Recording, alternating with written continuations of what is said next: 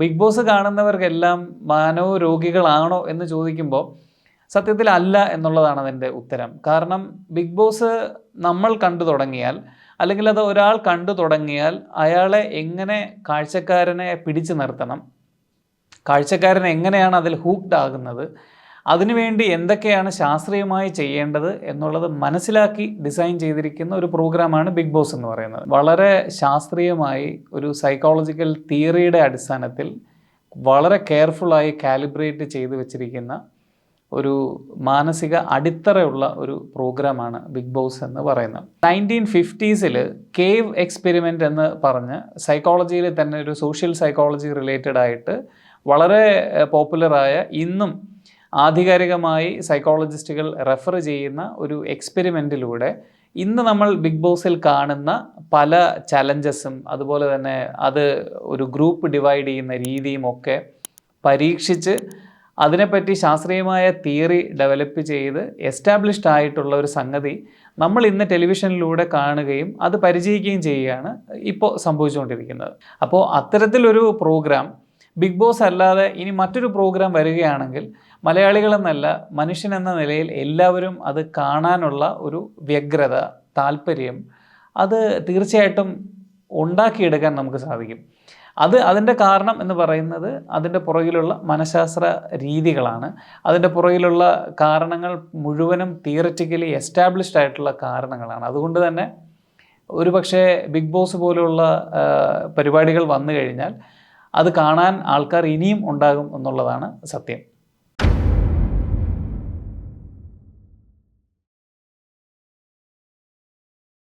Television പരമ്പരകളെ നമ്മൾ ഒരു കോമിക്കായിട്ടും അല്ലെങ്കിൽ ട്രോളുകളായിട്ടും ഒക്കെ നമ്മൾ കളിയാക്കുകയും പരിഹസിക്കുകയും ചെയ്യുന്ന തരത്തിലുള്ള പരമ്പരകൾ പ്രേക്ഷകർക്ക് റിലേറ്റ് ചെയ്യാൻ പറ്റാതെ വരുമ്പോഴാണ് അത് സംഭവിക്കുന്നത്.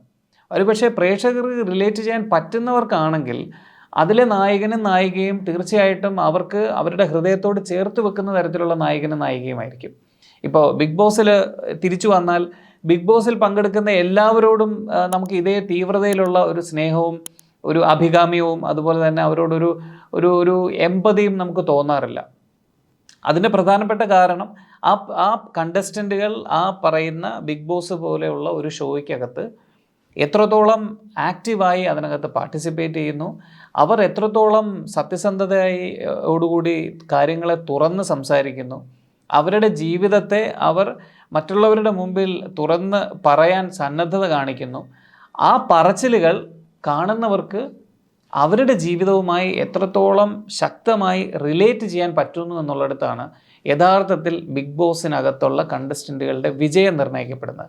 അല്ലെങ്കിൽ അത് പ്രേക്ഷകനെ പിടിച്ചിരുത്തുന്ന സൈക്കോളജിക്കൽ ഫാക്ടർ എന്ന് പറയുന്നത് ഈ പറയുന്ന പ്രേക്ഷകനുമായി റിലേറ്റ് ചെയ്യാൻ കഴിയുന്ന ഒരു സാഹചര്യം സൃഷ്ടിക്കപ്പെടുമ്പോഴാണ്. അത് ടെലിവിഷൻ സീരിയലുകൾക്ക് ചെയ്യാൻ പറ്റിയാൽ അവർക്കും അതിലെ നായകനും നായികയ്ക്കും കഥാപാത്രങ്ങൾക്കും ഒക്കെ ഇതേ സ്വീകാര്യത തന്നെ ടെലിവിഷൻ പരമ്പരകൾക്കും ഉണ്ടാകും എന്നുള്ളതാണ്.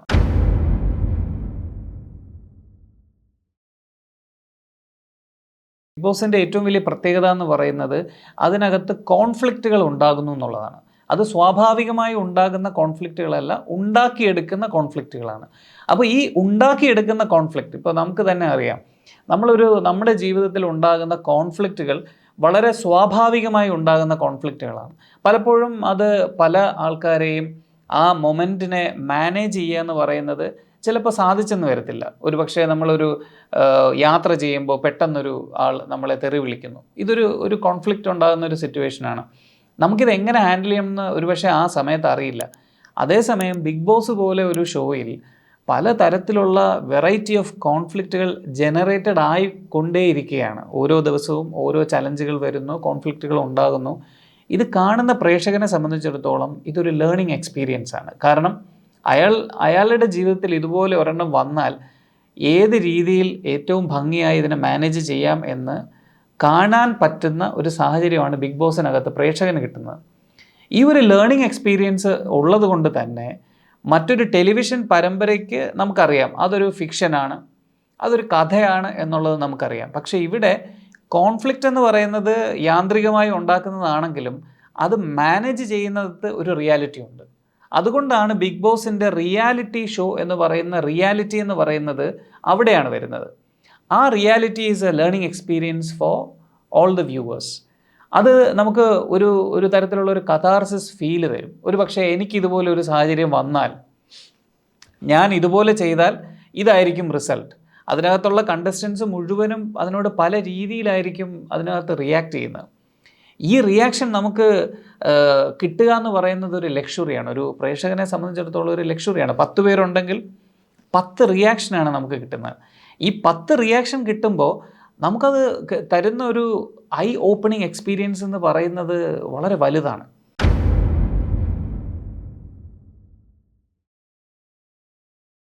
ഒരു കണ്ടസ്റ്റൻ്റ് പുറത്താകുന്ന സമയത്ത് നമുക്ക് വളരെയധികം വികാരാധീനരാകുകയും ആ പുറത്തായതിൻ്റെ കാരണം മറ്റൊരാളാണ് എന്ന് നമ്മൾ മനസ്സിൽ വിചാരിക്കുകയും ചെയ്യുന്നതിൻ്റെ അടിസ്ഥാന കാരണം എന്ന് പറയുന്നത് ആ കണ്ടസ്റ്റൻറ്റുമായി നമുക്ക് വളരെയധികം നമുക്ക് റിലേറ്റ് ചെയ്യാൻ പറ്റി എന്നുള്ളിടത്താണ്.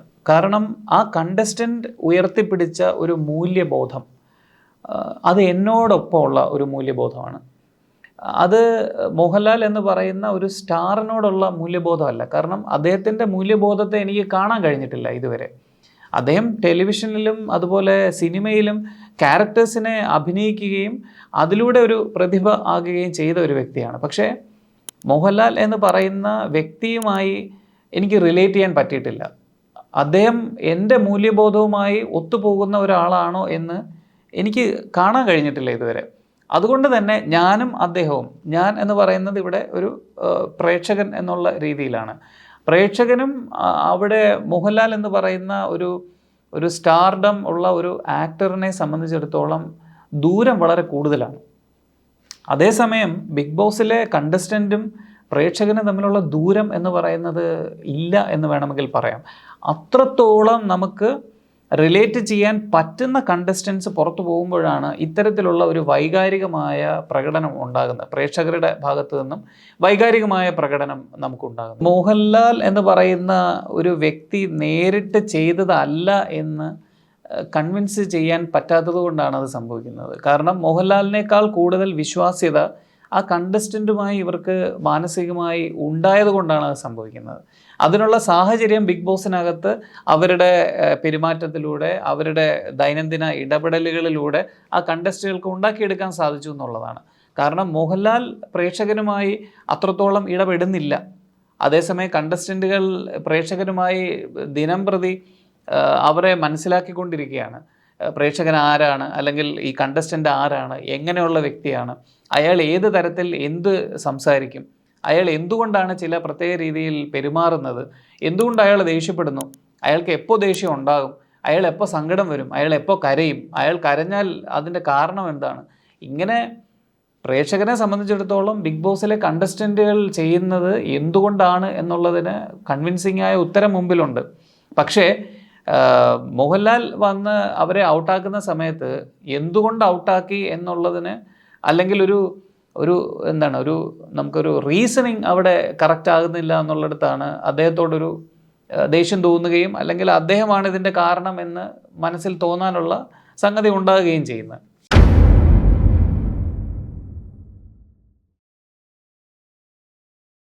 ഇവിടെയാണ് നമ്മൾ പ്രേക്ഷകരും ബിഗ് ബോസിലെ കണ്ടസ്റ്റൻറ്റുകളും തമ്മിൽ റിലേറ്റ് ചെയ്യുന്ന ഒരു സാഹചര്യത്തെ നമ്മൾ കൂടുതൽ വിലയിരുത്തേണ്ടത്.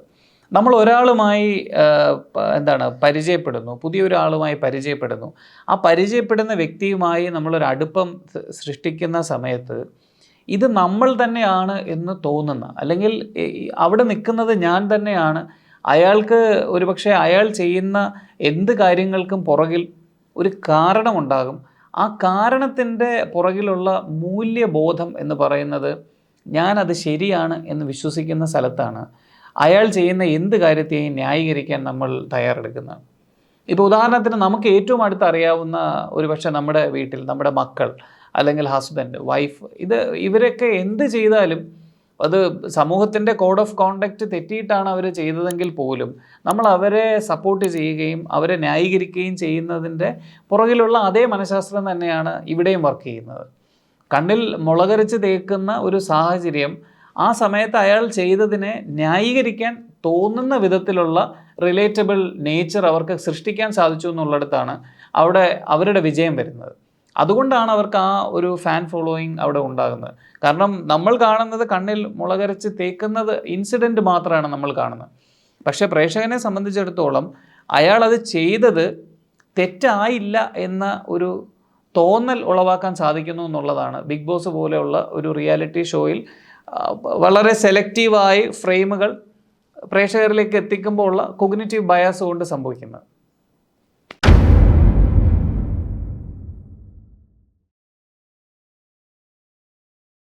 അതിൻ്റെ നിരന്തരം കണ്ടസ്റ്റൻസ് ഈ പുതിയ ഷോയിലെ കണ്ടസ്റ്റൻസ് പോരാ എന്ന് പറയുന്നത് ആ കണ്ടസ്റ്റൻറ്റുമായി ഒരു വൈകാരികമായ അടുപ്പം, ആ ഒരു റിലേറ്റബിൾ നേച്ചർ ഉണ്ടാകാത്തത് കൊണ്ടാണ് കണ്ടസ്റ്റൻസ് പോരാ എന്ന് പറയുന്നത്. ഇപ്പോൾ നമ്മൾ ഒരു പേഴ്സണാലിറ്റിയെക്കുറിച്ച് നോക്കുമ്പം അവിടെ നല്ല പേഴ്സണാലിറ്റി, മോശം പേഴ്സണാലിറ്റി എന്ന് പറഞ്ഞിട്ടൊരു സംഭവം ഇല്ല. നമ്മൾ അതിനകത്ത് കാണുന്നത് ആൾക്കാരെല്ലാം ഓരോ തരത്തിലുള്ള യുണീക്കായിട്ടുള്ള ആൾക്കാരാണ്. അവിടെ ഒരേപോലെയുള്ള ആൾക്കാർ നമ്മൾ കാണുന്നില്ല. പക്ഷേ നമുക്ക് വ്യക്തിപരമായി കണക്റ്റ് ചെയ്യാൻ പറ്റുന്ന ആൾക്കാർ വരുമ്പോഴാണ് അവർ നല്ല പാർട്ടിസിപ്പൻസ് ആയിട്ട് നമുക്ക് തോന്നുന്നത്. അല്ലെങ്കിൽ ആ പാർട്ടിസിപ്പൻസിനകത്തൊരു ചെറിയ കഴമ്പുണ്ട്.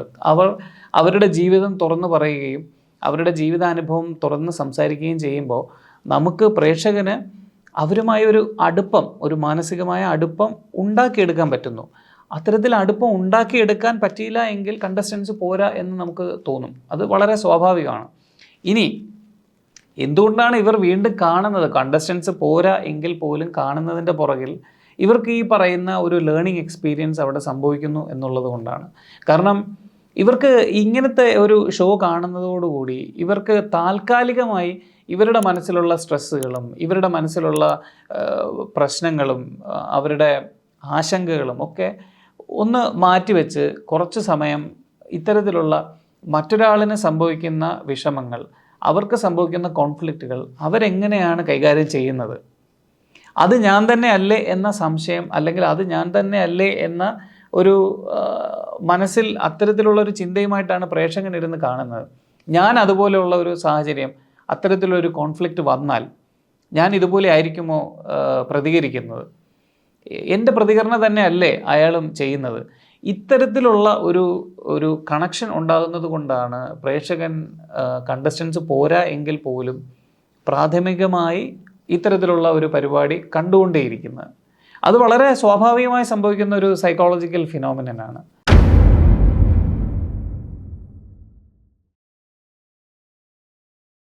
ബിഗ് ബോസിനകത്തുണ്ടാകുന്ന പ്രോസസ്സ് എന്താണ് എന്ന് നമ്മൾ കൃത്യമായി, അതിനൊരു സൈക്കോളജിക്കലായിട്ടുള്ള ഒരു പ്രോസസ്സ് അതിനകത്ത് നടക്കുന്നുണ്ട്. തുടക്കത്തിൽ തന്നെ ബിഗ് ബോസിനകത്ത് വരികയും അതിനകത്ത് പല കാറ്റഗറിയിൽ ആൾക്കാരെ തരംതിരിക്കുകയും ചെയ്യുന്നതാണ് ഏറ്റവും ആദ്യം സംഭവിക്കുന്നത്. അതിനുശേഷമാണ് ഈ ഓരോ ഗ്രൂപ്പിനകത്തുമുള്ള കണ്ടസ്റ്റൻസ് തമ്മിൽ അങ്ങോട്ടും ഇങ്ങോട്ടും സംസാരിക്കുകയും അവർ തമ്മിൽ അതിനകത്ത് ഒരു ഐഡൻറ്റിറ്റി ഡെവലപ്പ് ചെയ്യുകയും ചെയ്യുന്നത്. അതിനുശേഷമാണ് ഈ ഐഡൻറ്റിറ്റി സംരക്ഷിക്കുകയും ആ ഒരു ഗ്രൂപ്പിന് വേണ്ടി എന്തും ചെയ്യുന്ന ഒരു അവസ്ഥയിലേക്ക് വരികയും ചെയ്യുന്നത്. ഇപ്പോൾ നമ്മൾ പൊതുവിൽ നമ്മുടെ സമൂഹത്തിൽ നോക്കിക്കഴിഞ്ഞാൽ നമുക്ക് രണ്ട് തരത്തിലുള്ള ആൾക്കാരെയാണ് കാണാൻ സാധിക്കുന്നത്. ഒന്ന് ഞാനും പിന്നെ നീയും. ഇതിൻ്റെ ഒരു ഒരു ഒരു എന്താണ് വലിയ രൂപമാണ് നമ്മൾ നിങ്ങൾ എന്ന് പറയുന്ന ഒരു പ്രതിഭാസം എന്ന് പറയുന്നത്. അപ്പോൾ ഇവിടെ നമ്മൾ നിങ്ങൾ എന്ന് പറയുന്ന ഒരു രണ്ട് ഗ്രൂപ്പിനെ സൃഷ്ടിക്കുകയാണ് പലതരത്തിൽ ആൾക്കാരെ പല ഗ്രൂപ്പുകളിലാക്കുമ്പോൾ സംഭവിക്കുന്നത്. ഇവിടെ അതിനുശേഷം സംഭവിക്കുന്നത് വളരെ പരിമിതമായി ഉണ്ടാകുന്ന റിസോഴ്സ് കിട്ടണമെങ്കിൽ ഇവർ ചില കാര്യങ്ങൾ ചെയ്താലേ കിട്ടൂ, അത് എല്ലാവർക്കും കിട്ടില്ല എന്നുള്ള ഒരു സാഹചര്യം അതിനകത്ത് സൃഷ്ടിക്കപ്പെടുന്നു. ഇങ്ങനെ വരുമ്പോൾ നമ്മൾ പുറത്തുനിന്ന് കാണുമ്പോൾ അതിനകത്ത് സംഭവിക്കുന്ന പല മൂല്യബോധത്തിന് വിരുദ്ധമായിട്ടുള്ള പല കാര്യങ്ങളും, കണ്ണിൽ മുളകരച്ച് തേക്കുന്നതായിക്കോട്ടെ, അല്ല എങ്കിൽ മറ്റ് കാര്യങ്ങൾ, ഇപ്പോൾ കളിയാക്കലുകളായിക്കോട്ടെ, ബോഡി ഷെയ്മിങ് ആയിക്കോട്ടെ, ഇതിനെല്ലാം ന്യായീകരിക്കത്തക്ക വിധത്തിലുള്ള ഒരു ബോധതലം ഈ ഷോയിൽ ഉണ്ടാക്കി എടുക്കാൻ സാധിക്കുന്നു എന്നുള്ളത് കൊണ്ടാണ്. കാരണം നമ്മൾ ഒരുപക്ഷെ ടെലിവിഷൻ സീരിയലുകളിലോ അല്ലെങ്കിൽ ഇപ്പോഴത്തെ പൊളിറ്റിക്കൽ കറക്റ്റ്നെസ് വെച്ചിട്ട് നമ്മളൊരു പുറത്തൊരാളിനെ കളിയാക്കുകയോ ചെയ്യുമ്പോൾ നമുക്കിതിനൊരു ബാക്ക് സ്റ്റോറി നമുക്ക് മനസ്സിലാകുന്നില്ല. നമ്മൾ ആ സ്പോണ്ടേനിയസ് ആയിട്ട് എന്താണോ ടിപ്പ് ഓഫ് ദി ഐസ്ബർഗിൽ കാണുന്നത് അത് മാത്രമാണ് നമ്മൾ കൂടുതൽ ഫോക്കസ്ഡ് ആകുന്നത്. അതേസമയം ബിഗ് ബോസിനെ സംബന്ധിച്ചിടത്തോളം എന്ത് സാഹചര്യത്തിലാണ് അവിടെ ഒരു പൊളിറ്റിക്കൽ കറക്റ്റ്നെസ്സുമായി ചിന്തിക്കേണ്ട ബോഡി ഷെയ്മിങ് വരുമ്പോൾ അത് എന്ത് സാഹചര്യത്തിലാണ് ആ ബോഡി ഷെയ്മിങ് പറഞ്ഞത് എന്ന് പ്രേക്ഷകന് ചിന്തിക്കാനുള്ള സ്പേസ് അവിടെ ഉണ്ട്. അത് അയാളുടെ മൂല്യബോധവും ഇയാൾ എന്തുകൊണ്ടാണ് പറഞ്ഞത്, ആ പറഞ്ഞതിൽ തെറ്റില്ല എന്ന് തോന്നിപ്പിക്കുന്ന വിധം കണ്ടസ്റ്റൻറ്റിന് പെരുമാറാനും സാധിക്കുന്നു. അതുകൊണ്ടാണ് ശരിക്കു പറഞ്ഞാൽ ഈ ബോഡി ഷെയ്മിങ്ങും പൊളിറ്റിക്കൽ കറക്റ്റ്നെസ്സുമായി ബന്ധപ്പെട്ട് വരുന്ന കാര്യങ്ങളെ ബിഗ് ബോസിൽ വരുമ്പോൾ നമ്മൾ ഡൈല്യൂട്ട് ചെയ്ത് മുമ്പോട്ട് പോകാൻ പ്രേക്ഷകന് തോന്നുന്നത് ആ ഒരു കാരണം കൊണ്ടാണെന്നാണ് ഞാൻ വിശ്വസിക്കുന്നത്. നമ്മുടെ വീടുകളിലെല്ലാം ഓരോ ബിഗ് ബോസുമാരുണ്ട്. ഒരു പക്ഷേ ബിഗ് ബോസ് ആയിരിക്കാം, അല്ലെങ്കിൽ ബിഗ് ബോസി ആയിരിക്കാം, അതാരാണെങ്കിലും എല്ലാ വീടുകളിലും സ്വാഭാവികമായി അതുണ്ടാകും.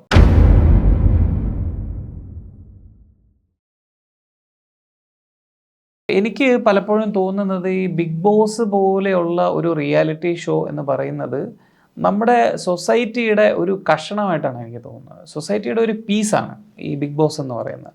ഇപ്പോൾ നമ്മുടെ വീട്ടിൽ സാഹചര്യം നോക്കിയാൽ വീടിനകത്തൊരു ബിഗ് ബോസ് ഉണ്ട്. വീടിനകത്ത് ഇതുപോലെയുള്ള കോൺഫ്ലിക്റ്റുകൾ വരുന്നുണ്ട്. ആ കോൺഫ്ലിക്റ്റുകളെ നമ്മൾ മാനേജ് ചെയ്യുന്നുണ്ട്. വീടിനകത്ത് തന്നെ നമ്മൾ താമസിക്കുന്ന നമ്മുടെ സ്വന്തം വീട്ടിനുള്ളിൽ തന്നെ ഒരു ഞാൻ, നീ, നമ്മൾ, നിങ്ങൾ എന്ന് പറയുന്ന ഒരു വേർതിരിവ് നമ്മുടെ സ്വന്തം വീടുകളിലുണ്ട്.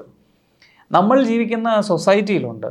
ഇപ്പോൾ നമ്മൾ ജീവിക്കുന്ന കേരളത്തിലെ രാഷ്ട്രീയത്തിലുണ്ട് നമ്മൾ, നിങ്ങൾ എന്ന് പറയുന്ന വേർതിരിവെന്ന് പറയുന്നത് ലോകത്തെ എല്ലാ സ്ഥലങ്ങളിലും ഉണ്ട്.